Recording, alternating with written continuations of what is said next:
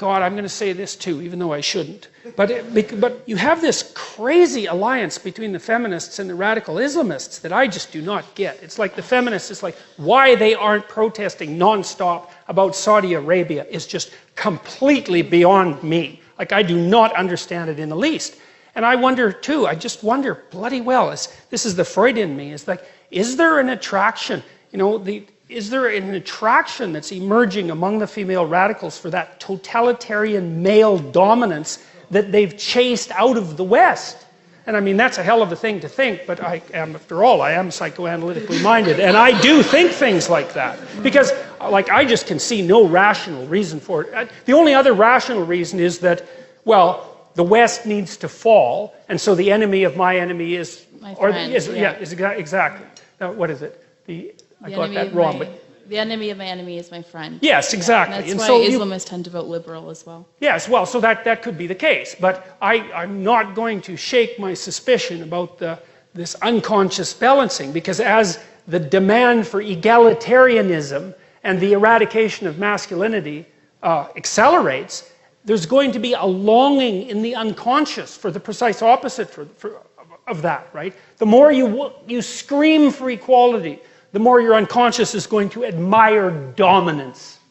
And so, well, that's how you think if you're psychoanalytically minded. And, you know, I'm a great admirer of Freud. He knew a hell of a lot more than people like to think. And so, which is partly why everyone still hates him, even though it's been 100 years since he's, you know, really been around. So, I don't know what you think about this proposition, but imagine that historically speaking, it's something like, women were responsible for distribution and men were responsible for production. Something like that. And maybe that's only the case really in the tight confines of the immediate family, but that doesn't matter because that's most of the evolutionary landscape for human beings anyways. What the women did was make sure that everybody got enough.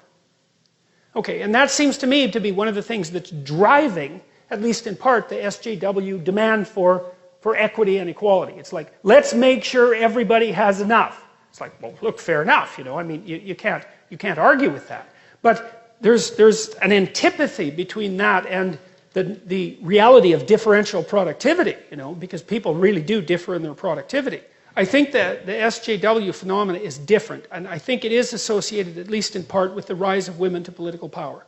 And we don't know what women are like when they have political power, because they've never had it.